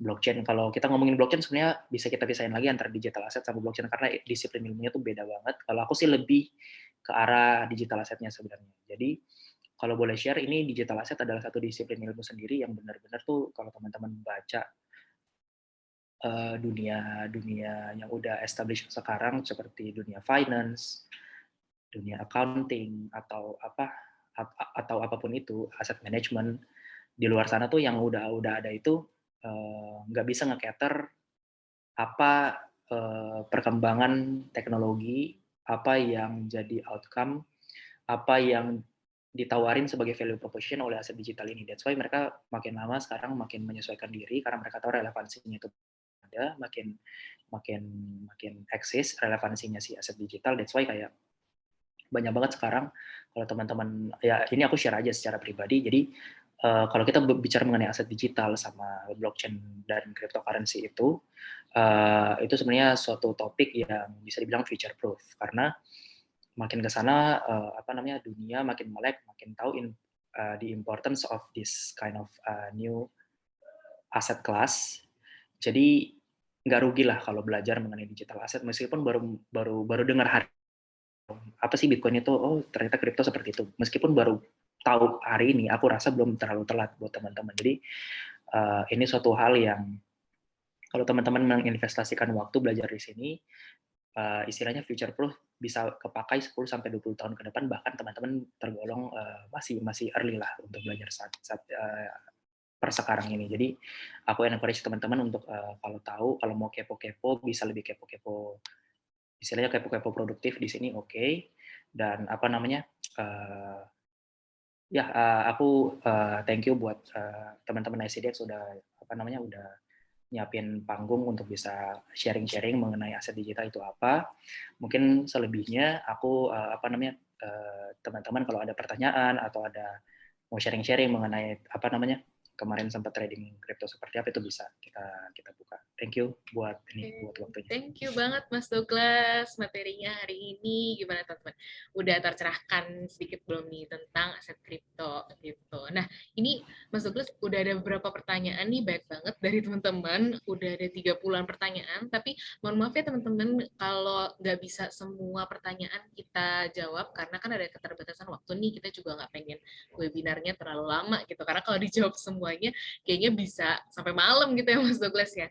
Yeah. Oke, jadi kita akan jawab dulu yang teman-teman paling pengen dijawab. Jadi ada beberapa pertanyaan yang likes-nya tuh udah sampai 15 dan lebih gitu ya bahkan. Jadi teman-teman kalau misalnya ada pertanyaan yang udah ditanyain sama teman yang lain dan pengen banget dijawab, teman-teman bisa thumbs up aja supaya pertanyaannya naik gitu. Nah ini ada pertanyaan pertama, anonymous gitu, dan ini paling banyak banget likes-nya, udah sampai 18 likes gitu. Permisi mau tanya tips and trick menganalisa pasar aset kripto yang baik itu gimana ya Mas? Dan cara menentukan pergerakan pasar dengan analisa teknikal yang benar dan strateginya juga yang baik itu seperti apa untuk dilakukan? Dan juga penentuan take profit yang baik itu seperti apa gitu. Boleh dijawab Mas Douglas? Oke, thank you buat pertanyaannya. Jadi to be honest ya, kalau mau ngomongin tips and trick itu nggak ada satu pihak atau satu institusi atau satu lembaga yang benar-benar bisa 100% sure mengenai, contoh nanya arah kemana nih, bakal ke atas atau ke bawah, bakal jawabannya satu ke kanan. Jadi nggak ada keyakinan di mana market bakal naik atau bakal turun. Bahkan ini sebenarnya applicable karena aku sendiri kan jujur aku pribadi lagi ngambil sertifikasi khusus ngomongin market ya. Jadi ya aku tahu lah, maksudnya aku punya responsibility di sini juga buat kasih tahu ke teman-teman. Kalau teman-teman dengar di luar sana ada pihak-pihak tertentu yang ngegaranti sesuatu mereka bisa baca market, ya istilahnya mereka kan kayak cenayang. Yang ngapain mereka jualan jasa kayak buka buka buka apa nulis buku atau apa, karena nggak necessary, kita tuh nggak bisa tahu arahnya kemana. Cuma yang kita bisa lakukan adalah kita nge-inform kita punya diri dari hari ke hari dengan dengan berita yang ada, dengan ini di sini kan kalau pertanyaannya menentukan arah pergerakan pasar dengan analisa teknikal. Benar, technical analysis ini bisa dipakai at certain level, at certain point. Cuma aku nggak mungkin lebih ke masalah entry-nya aja, Mas. Jadi kalau contoh Mas mau entry di berapa, angkanya itu bisa dipakai technical analysis. Cuma di dunia sekarang ini ya, apalagi di dunia sekarang yang ya aku ngomongin makro sedikit ya, makroekonomi dunia sekarang tuh beneran driven by likuiditas yang sangat berlimpah. Likuiditas ini didapat dari mana? Dari bank sentral. Jadi bank sentral di seluruh dunia itu punya tendensi menutup kelemahan-kelemahan defisit negara itu dengan melakukan pembelian surat utang negara itu sendiri. Konsekuensinya apa? Uang ini jadinya semuanya uang murah, uang yang nggak sulit untuk didapat, dan konsekuensinya nanti ke arah inflasi. Ini konsep yang baru seperti ini, mungkin teman-teman udah sempat tahu juga namanya konsep modern monetary theory atau MMT. Baru mulai ada nih saat-saat ini karena COVID ini beneran namanya one event, terjadi cuma mungkin satu kali dalam beberapa ratus tahun, bahkan dalam beberapa ribuan tahun, dan pemerintah dan bank sentral seluruh dunia tuh bingung ngelakuin apa. Jadi mereka ujung-ujungnya duit, ujungnya mereka ngobatin apa, cetak duit, mereka tambal bolong sana, tambal bolong sini pakai duit. Konsekuensinya apa? Banyak banget tipikal analis-analis di sana tuh yang justru rugi-rugi parah-parah banget juga kemarin. Bahkan mereka ada yang suatu quant firm, suatu hedge fund di luar yang benar-benar mereka pakai, bisa dibilang technical analysisnya top notch punya, tapi mereka kemarin bust juga, bangkrut juga karena mereka solely hanya menggunakan satu indikator technical analysis. Jadi kalau aku boleh saran, kita benar-benar harus memperkaya diri dengan informasi yang ada. Apalagi kalau beneran kerjanya 100% di sini, karena apapun anything can happen in a split second. Jadi benar-benar apa ya, yang penting kalau sudut pandang Mas contoh nih ya, melakukan trading itu harus profil manajemen risikonya tuh harus kencang banget, harus kuat. Itu aja sih yang paling penting. Karena kalau Mas nggak taruh apa namanya istilahnya stop loss-nya ketat di mana atau take profit ketatnya di mana, biasanya apa namanya duitnya lewat aja gitu. Jadi udah sempet di level Mas bisa udah TP tapi jatuh-jatuhnya Masnya loss atau beneran kegerus portofolionya karena nggak menerapkan manajemen risiko yang ketat. Itu sih yang aku bisa share karena technical analysis alone cannot help you. Di dunia aset digital ini ada namanya on-chain analysis, itu juga bisa dipakai, tapi balik lagi itu nggak bisa dipakai 100% beneran untuk pengambilan keputusan. Kalau boleh aku share, pengambilan keputusan paling baik ya palingan menggunakan 2 atau 3 tools aja, nggak usah banyak-banyak, tapi dibikin simple. Tapi tools ini bukan berarti indikator ya, indikator doang. Jadi contoh, aku ngerti lah kayak melakukan technical analysis, lihatnya apa, contoh ngelihat pattern, atau enggak ngelihat level-level apa, Fibonacci-nya, atau ngelihat level-level RSI-nya. Itu sendiri nggak bisa ngegaranti, apa namanya, Mas harus TP atau Mas harus SL di mana. Cuma yang bisa aku sharing sih, oke, contoh Mas udah masuk ke dalam satu entry, ke dalam satu trade, ada baiknya untuk melakukan manajemen risiko. Kalau bikin 2 skenario, kalau kena di level atas atau sesuai atau favorable dengan posisi Mas ambil TP di mana. Kalaupun sebaliknya nggak favorable dengan posisi Mas harus SL di mana. Itu aja sih yang bisa aku share. Itu yang bikin apa namanya portofolio atau equity-nya tuh nambah terus. Kalaupun ngurangnya jauh lebih lama ketimbang orang yang nggak ada manajemen risiko. Kayak gitu sih. Oke, udah terjawab ya. Semoga udah terjawab ya teman-teman. Nah, terus next-nya nih, Mas, ada dari Muhammad Said Ibnu Kurniawan. Nah, dia mau bertanya tentang koin kripto sendiri itu, misalnya ada koin yang harganya naik, lalu sideways. Terus jatuh sejatuh-jatuhnya banget, bahkan delisting. Itu berarti uangnya hangus atau gimana tuh, Mas Douglas? Ini aku coba naruh sudut pandang ya, karena nggak ada kripto yang bakal hangus, itu pertama. Cuma begini, yang ada tuh kalau pasarnya udah nggak ada ya berarti kita nggak bisa memperjualbelikan kita punya aset, itu aja sebenarnya. Kayak gini aja, analoginya kayak gini, teman-teman punya properti. Kita tahu sama-sama di pasar di dunia yang apa namanya pada saat COVID ini, COVID masih merajalela lah bisa dibilang, ketakutan COVID, orang-orang pada butuh cash. Teman-teman kalau beli properti, oke, teman-teman bisa lihat fisiknya. Tapi teman-teman kalau jual, coba deh jual properti. Itu bakal mau teman-teman jatuhin harga sejatuh-jatuhnya berapa persen di bawah harga pasar, ada orang beli atau enggak, itu aja sih. Jadi pasar itu kan yang paling penting di pasar itu ada buyer, ada seller, ada pembeli, ada penjual. Ketika salah satu sisi nggak hadir, itu marketnya disfungsional. Artinya sama seperti aset kripto yang Mas pegang. Mau aset kripto apapun itu, kalau nggak ada marketnya, berarti yang Mas pegang itu sebenarnya nggak bisa dilikuidasi kan, nggak bisa dijual jadi aset yang lebih punya nilai, yang bisa jadi medium of exchange. Jadi pertanyaan di sini adalah kalau harganya jatuh, aku nggak tahu gara-gara apa, kalau status aku nggak tahu gara-gara apa, cuma di sini kalau di delist itu berarti mengurangi opportunity Mas buat melakukan penukaran dari aset digital ini, contoh ke USDT atau ke IDR, itu sebenarnya chance-nya. Balik lagi, biasanya kalau satu koin di delisting nggak necessarily Mas dalam tanda kutip quote and quote hangus. Tetap bisa dijual, cuma Mas harus cari pasar-pasar lain di luar sana yang masih memperjualbelikan ini koin. Contoh kalau di pasar Indo sudah di delist dan mereka kasih tahu nih, oh aset tertentu harus di withdraw dalam kurun waktu demikian. Nah, tugas Mas harus mencari di pasar mana lagi yang masih memperjualbelikan aset digital ini secara aktif. Nah, di situ mungkin Mas bisa melakukan likuidasi atau pada saat si cryptocurrency exchange itu apa namanya mengumumkan akan melakukan delisting, kan nggak langsung pada saat itu juga mereka nutup pair-nya kan. Nah, di situ mungkin Mas kenapa harganya bisa anjlok, karena orang-orang rasional, orang-orang tahu kalau mereka masih pegang asetnya, mereka dari risiko nggak bisa ngejual aset itu, jadi mending mereka jual aja right away gitu sih. Jadi pertimbangannya seperti itu, Mas. Masih mute. Sorry, masih mute. Oke, thank you Mas Douglas. Ini selanjutnya aku langsung lanjut ya. Ada dari Yansen. Faktor apa yang paling berpengaruh untuk naik atau turunnya harga kripto?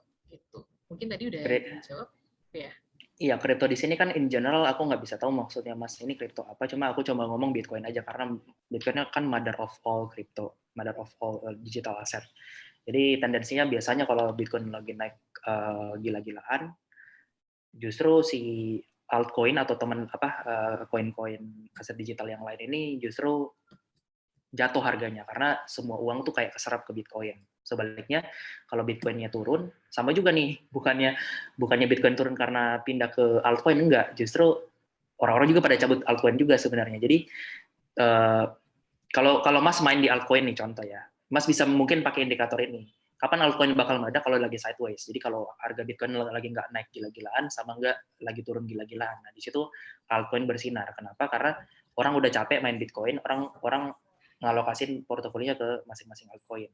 Cuma kalau pertanyaannya dibalik, kapan Bitcoin, faktor apa yang paling berpengaruh naik turunnya Bitcoin ini? Sentimen, Mas. Jadi sentimen ini kadang kayak kemarin Tesla melakukan pembelian Bitcoin 1,5 bilion masuk ke mereka punya balance sheet. Nah itu kan sesuatu hal yang baru dan Mas bayangin aja, jadi gimana ya caranya jelasinnya? Pasar ini lucu sebenarnya. Jadi pasar ini sebenarnya lebih banyak geraknya karena sentimen, bukan gara-gara fundamental atau gara-gara teknikal. Jadi kayak Tesla kemarin ya, itu in dalam beberapa candle aja, dalam beberapa hourly candle aja itu naiknya sampai 20% harga Bitcoin karena padahal waktu itu Bitcoin udah lumayan mahal di 38.000, waktu itu sempat naik ke 46.000 kalau nggak salah. Dia nge-challenge all time high terus. Padahal Tesla itu melakukan pembelian jauh sebelum mereka melakukan announcement. Kenapa naiknya justru bukan pada saat mereka beli, kenapa naiknya pada saat announcement? Karena market tuh bergerak karena sentimen sebenarnya. Jadi orang-orang pada tahu, orang-orang pada ngelihat beneran in actual Tesla beli, ya mereka berbondong-bondong juga untuk beli. Ini orang-orang berbondong, baik retail maupun institusi itu masuk juga. Jadi disinilah power of sentiment. Nah, balik lagi, sentimen ini buruk atau baik? Tergantung lagi kualitas sentimennya. Habis itu kan sempat turunnya cuma dikit sih waktu itu Tesla. Cuma balik lagi, kadang ketika ada bear market, bahkan sentimen baik sekalipun tuh nggak bakal bisa nolong ketika beneran pure udah semua orang lagi jual barangnya lah. Jadi maksudnya di sini faktor-faktor apa yang berpengaruh ya faktor sentimen kalau dari aku pribadi. Jadi nggak necessarily harus dari technical atau dari fundamental. Jadi dari sentimen sih biasanya yang memainkan peran penting di sini. Gitu sih Mas. Oke, berarti sebenarnya faktornya ya banyak ya, bisa luas gitu ya Mas Douglas ya. Betul. Banyak banget dan luas dan kita nggak bisa narrow down ke satu atau dua topik aja. Karena beneran kayak sekarang di Bitcoin kan lagi marak tuh, lagi ngomongin ETF di US. Apakah ini bakal jadi katalis yang bagus, sentimen yang bagus? Nggak ada yang tahu juga. Nanti yang bakal tahu, yang bakal nentuin market. Market ini siapa? Kita semua. Pemain-pemain besar sama pemain-pemain kecil. Kita jangan ngeremehin pemain kecil, pemain retail yang kemarin kalau teman-teman tahu Wall Street Bets, itu isinya pemain-pemain kecil semua, tapi mereka bisa menggerakkan pasar karena mereka kompak. Jadi bahkan pemain besar bisa kalah. Jadi ya the whole market yang berpikir sama mengenai suatu kejadian, nah itu yang bakal bisa menggerakkan pasar itu sih. Jadi kalau cara bikin duit sebenarnya di market, teman-teman harus tahu nih kapan menempatkan diri berpikir sama dengan the whole market gitu sih. Kuncinya seperti itu. Nah, terus nih nextnya ini mungkin bisa dijawab singkat aja nih. Bisa nggak sih kita nuker satu kripto dengan jenis kripto yang lainnya gitu? Misalnya punya Bitcoin terus ditukar dengan Ether gitu. Bisa banget. Jadi di beberapa, kalau di Indonesia kayaknya belum bisa ya.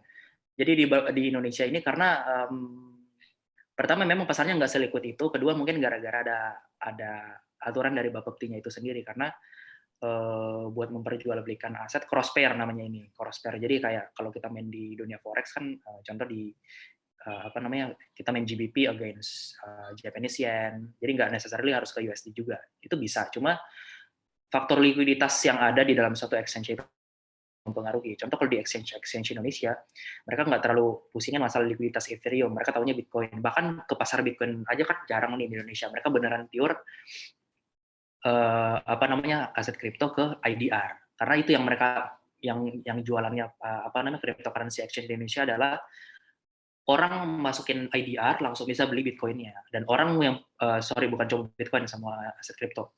Orang yang punya aset kripto bisa langsung cash out ke IDR. Jadi nggak harus pindah-pindah pair. Tapi pertanyaannya Mas di sini, bisa nggak sih kita punya Bitcoin, kita langsung tukar ke Ether? Bisa.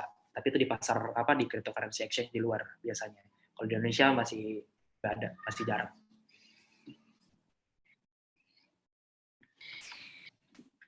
Oke nih, selanjutnya ini juga pertanyaannya, masih sama dari Muhammad Seti Kurniawan.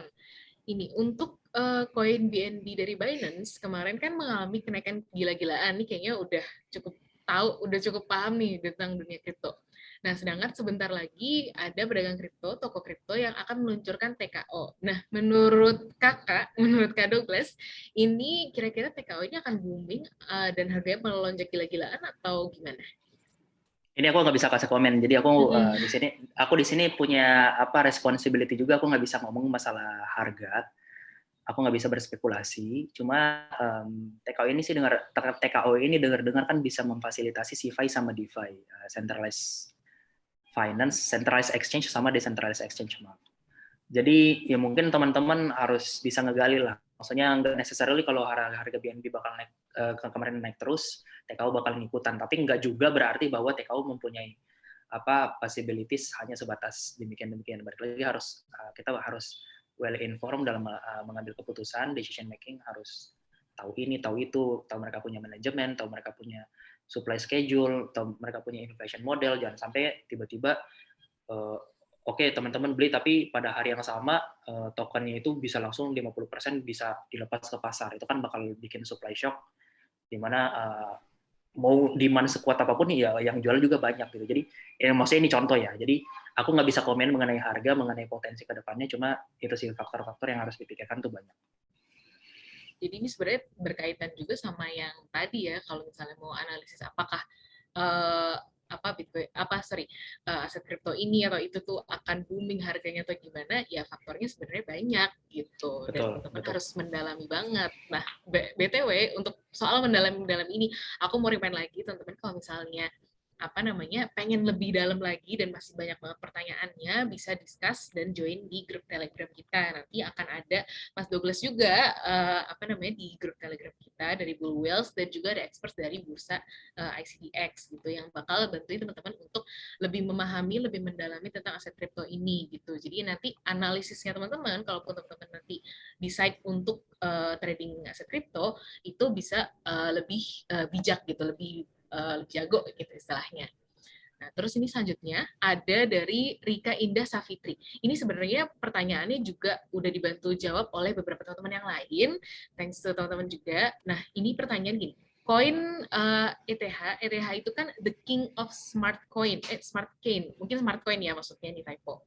Nah, kira-kira ke depannya ada nggak yang bisa menggantikan the king of, chain-nya itu smart chain maksudnya.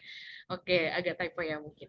Kedepannya ada nggak yang bisa menggantikan the king of smart chain seperti ETH ini gitu. Nah, terus dia juga udah dibound, udah dijawab juga, ada pertanyaan lagi dari Rika Indah Safitri berkaitan dengan yang sekarang. Untuk investasi koin 1 tahun sampai bulan Desember biar bisa panen, yang bagus koin kripto apa ya Mas? Mungkin mau di rekomendasi koin kripto yang kira-kira bagus gitu kali ya, karena koin kripto kan banyak, dan udah dibantu jawab juga oleh Mas Adityo dan Ariwi juga.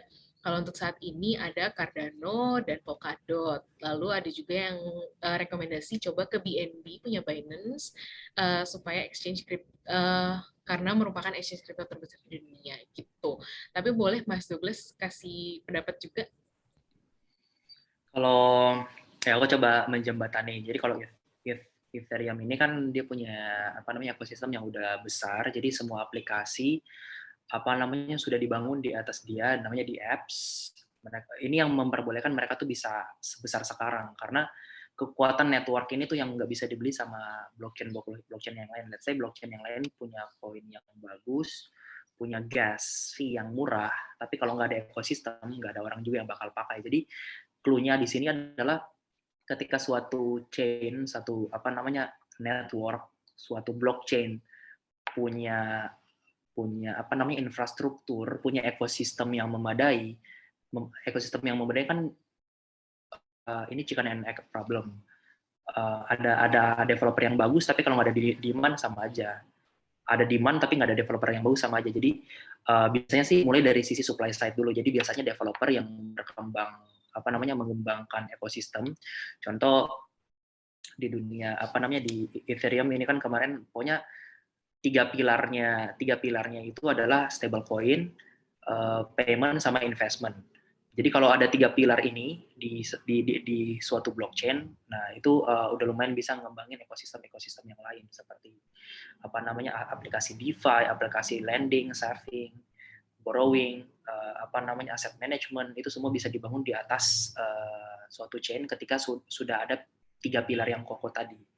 Nah, balik lagi, mana blockchain yang udah punya tiga pilar yang tadi, sebenarnya udah ada beberapa juga apa namanya kompetitor atau contender seperti Ethereum di luar sana. Kalau aku boleh mention namanya chain-chainnya seperti Solana, Polkadot, apa namanya kalau Cardano sih aku belum terlalu kelihatan. Jadi mereka masih sebatas masih apa ya masih belum ke belum belum belum ke prakteknya lah. Tapi kalau yang benar udah mulai ngedeploy itu paling dekat ada Solana sama Polkadot. Jadi mungkin teman-teman bisa riset juga. Binance Chain juga iya, cuma Binance Chain ini lebih ke apa ya? Ke pemanfaatan itu masih masih rada-rada isolated. Jadi kalau kita ngomongin beneran aplikasi yang luas sih, kalau aku pribadi aku lebih condong ke Solana sama Polkadot. Ya, yang ketiga Binance Chain untuk apa namanya bisa kita gali potensinya dan mungkin semua proyek-proyek yang dibangun di atas ini yang bisa mempunyai chance ke depannya untuk bisa survive. Cuma kalau yang tadi pertanyaannya aset kripto apa yang bisa dipegang dan bisa punya potensi, balik lagi aku di sini berkewajib apa mempunyai responsibility, nggak bisa berspekulasi mengenai aset-aset apapun itu dan apa namanya dan apa namanya implikasinya apalagi mengenai harga ya. Jadi aku nggak bisa saranin apa-apa di sini. Cuma balik lagi, kalau tadi kan udah dapat clue nih sebenarnya. Sebenarnya kita mau cari koin yang bagus seperti apa, kita mau cari platform yang bagus seperti apa. Jadi makin banyak kita apa namanya kita equip ourselves with information, itu jadi lebih kaya kita istilahnya. Yang penting jangan hilang duit dulu aja. Kalau hilang duit kan kita udah nggak ada peluru buat kita tembakin ke dalam apa namanya layar-layar investasi. Cuma kalau semakin semakin tahan kita bisa bisa nahan diri untuk bisa melakukan investasi, jangan sampai masuk sekali 100% bodong hilang uangnya. Jadi mungkin dibagi-bagi, dipecah-pecah, dan apa namanya istilahnya harus tahulah nge-equip ourselves with such kind of information kayak gitu.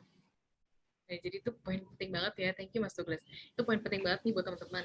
Untuk investasi apapun, termasuk aset kripto, itu penting banget buat teman-teman melakukan diversifikasi gitu. Diversifikasi dalam arti jangan taruh duit teman-teman di satu jenis aja gitu. Mau itu satu jenis aset kripto atau satu jenis investasi, karena itu cukup berbahaya gitu. Nah, terus aku karena keterbatasan waktu, aku akan close dengan 3 pertanyaan lagi nih. Nih, ada dari yang pertama dari Satria GS dulu. Bagaimana masa depan aset kripto nih menurut Mas Douglas? Terus apakah semua negara akan melegalkan? Karena contohnya seperti di India, apa namanya akan mengilegalkan kripto gitu. Jadi ilegal dan akan memberi sanksi bahkan kalau ada warga yang punya aset kripto. Nah ini mungkin juga bisa dibantu jawab oleh teman-teman dari Bursa ICBX nih. Ada Mas Yoga atau Mas Zaki gitu. Tapi silakan Mas Douglas dulu. Masa depan kripto, nah maksudnya balik lagi, disiplin ilmunya nih banyak sebenarnya kalau kita ngomongin kripto. Balik lagi ada blockchain, ada aset digital. Jadi sebenarnya aku coba samain perspektif aja sebenarnya. Kalau di sini masa depan kripto ini maksudnya ke aset digitalnya mungkin. Jadi apakah semua negara akan melegalkan? Melegalkan tuh dalam artian sekarang kayak di Indonesia kan kayak Bapepti nge-regulate aset digital itu under komoditas. Jadi as long as hanya bersifat diperdagangkan, itu nggak masalah. Yang terjadi di India adalah mereka sampai memperdagangkan pun dilarang sama mereka. Tapi balik lagi, aset-aset seperti Bitcoin ini bukan suatu aset yang apa ya, yang bisa diregulate sama pemerintah. Kenapa? Karena bakal banyak apa namanya fasilitas-fasilitas di luar sana yang istilahnya exchange atau peer to peer provider di luar sana yang di India ya kita ngomong, yang bisa memfasilitasi jual beli Bitcoin ini sendiri. Karena contoh nih, pemerintah mau datang mau apa namanya mau uh, confiscate apa sih namanya mau menyita aset Bitcoinnya, itu susah loh buat menyita aset Bitcoin. Pertama, yang harus disimpan sama orang itu tinggal private walletnya aja kalau dia simpan Bitcoinnya di wallet dia sendiri. Kecuali asetnya dia di cryptocurrency exchange, itu gampang disita. Cuma kalau as long as aset kriptonya itu ada di private walletnya dia sendiri, di on walletnya dia sendiri, itu nggak bakal bisa disita. Nah, karena nggak bisa disita, gampang juga mereka memperjualbelikan. Jadi sebenarnya counterproduktif ketika pemerintah melakukan pelarangan atas perdagangan aset kripto. Jadi mending mereka memfasilitasi perdagangan aset kripto itu. Nah, mereka bisa selipin kan agenda mereka. Contoh, ya nggak bisa transaksi lebih dari ini untuk mencegah money laundering dan bla bla bla bla bla. Mending seperti itu kalau aku lihat pendekatannya pemerintah, rather than mereka melarang tapi jadinya keran bocornya tuh lebih banyak. Kalau menurut aku seperti itu. Mungkin dari teman-teman ICDX bisa bantu jawab juga.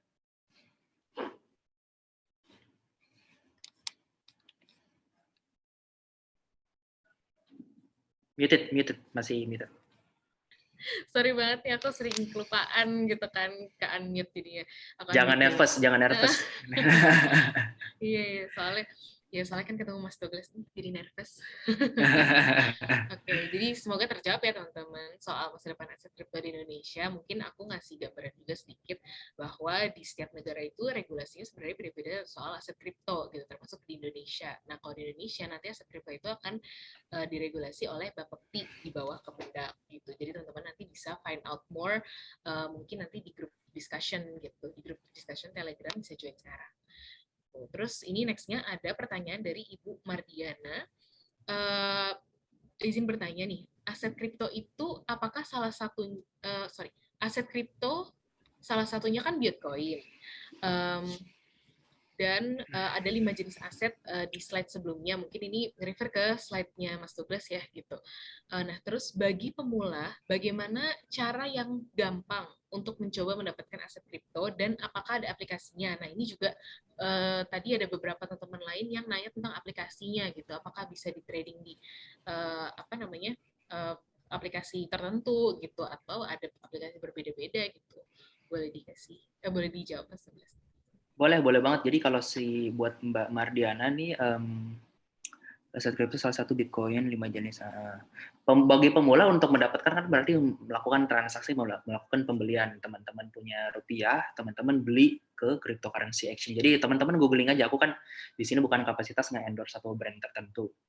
Jadi teman-teman googling aja di Google search teman-teman apa namanya cryptocurrency exchange di Indonesia yang paling bagus. Nah, di situ teman-teman banding-bandingin aja karena ada biaya-biaya masing-masing juga kan, biaya withdraw, biaya apa namanya perdagangan. Nah, dari situ teman-teman bisa download tuh aplikasinya. Ada beberapa pemain-pemain yang udah populer di industri.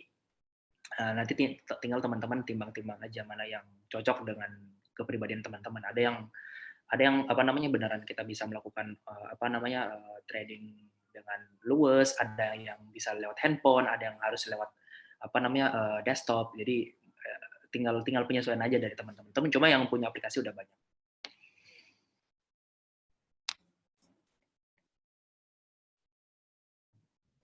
Oke, thank you Mas Douglas. Ini semoga terjawab ya Ibu Mardiana. Terus ini aku akan close dengan satu pertanyaan lagi. Ini anonymous juga gitu. Mau tanya gimana sih cara? Oh sorry ini udah Udah dijawab, yang dari jadi Felicia aja, iya dari Felicia aja ya langsung karena tadi udah dijawab nih.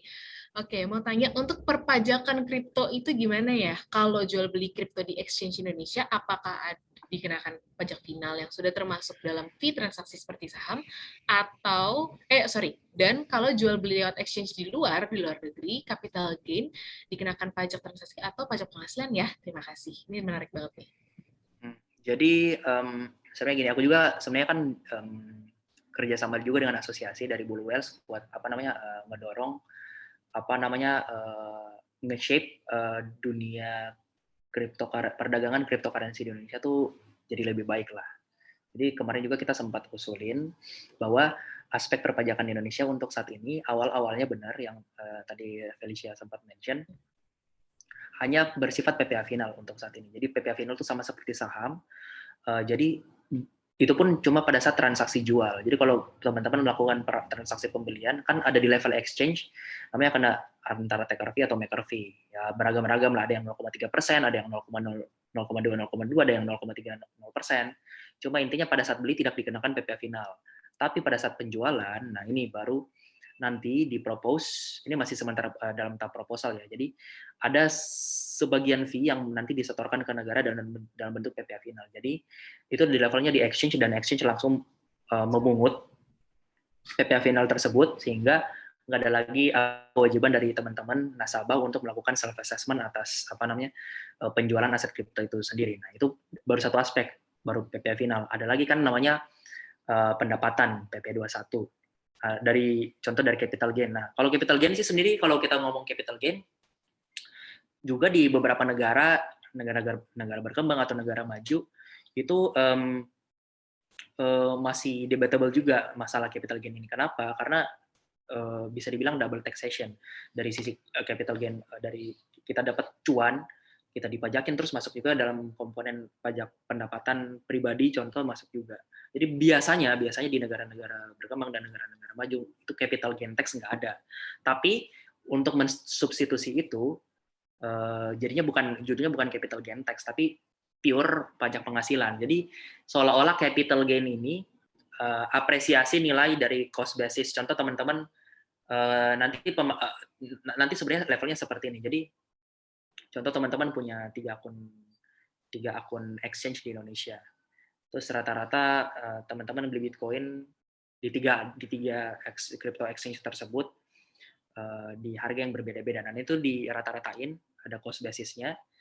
Pada saat teman-teman ngejual di jumlah yang sama, itu kan kelihatan tuh harga jualnya berapa. Nah, selisihnya di situ, nanti di situ teman-teman bakal jadi faktor pendapatan, di mana faktor pendapatan itu nanti dikalikan dengan proporsi tax bracket PP21 di Indonesia.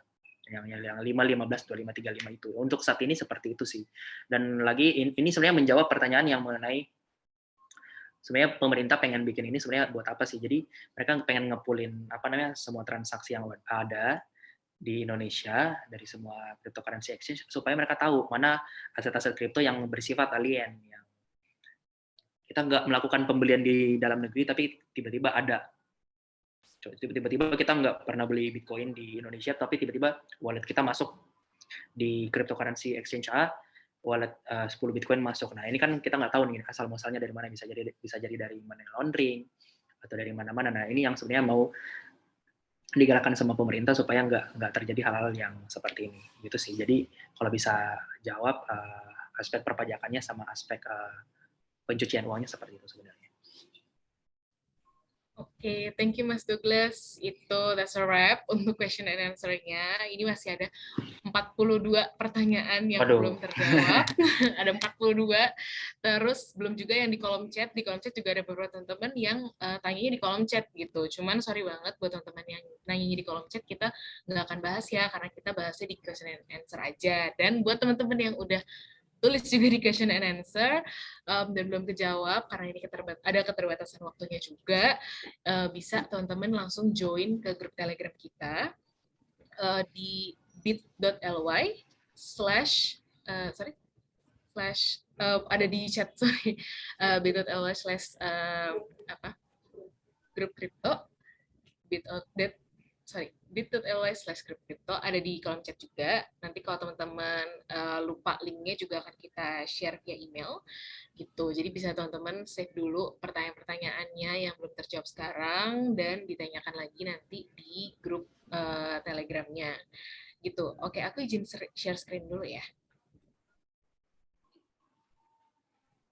Ini aku mau remind lagi teman-teman, kalau misalnya mau mendapatkan hadiah bisa follow Instagramnya @icdexgroup dulu, terus upload IG story untuk acara hari ini dan mention juga di @ICDX Group supaya kita ke notify, dan untuk 5 pemenang terpilih akan mendapatkan hadiah dari kita gitu. Jadi sekreatif mungkin aja ya IG story-nya. Nah, terus ini adalah link untuk survei yang tadi aku janjiin di depan gitu. Ada di chat juga sih tadi teman-teman, jadi udah bisa mulai diisi sebenarnya tadi. Tapi kalau misalnya teman-teman ada yang kelupaan, bisa di screen capture dulu screen-nya sekarang, di screen capture, di save linknya bit.ly/survey crypto. Ini untuk linknya untuk teman-teman dapetin materi hari ini, materi yang disampaikan sama Gus 12, dan juga untuk nanti kita kirimin link grup kripto gitu, grup komunitas kripto yang ada di Telegram gitu. Nah, terus teman-teman bisa kalau misalnya masih ada pertanyaan-pertanyaan lainnya, atau misalnya teman-teman ada usulan kita bahas webinar topiknya lain lagi gitu. Misalnya nggak cuma aset kripto, kan ada aset-aset investasi yang lainnya. Bisa kalian email aja ke markom@icdexchange.com, atau kalian DM langsung aja ke @icdxgroup gitu untuk request, dan nanti mungkin kalau misalnya waktu dan situasinya memungkinkan, kita bisa datengin juga pembicara, pemateri, experts lainnya, dan yang akan ngebahas investasi-investasi lainnya. Oke, jadi gitu aja sih. Thank you Mas Douglas dan semua teman-teman yang udah hadir hari ini. Thank you Nadine, thank you ICDX Group. Ya, oke. Aku akan stop sharing dulu, dan teman-teman udah bisa leave juga. See you next time in the next webinar Persiapan Masa Depan. Thank you, bye. Thank you, bye.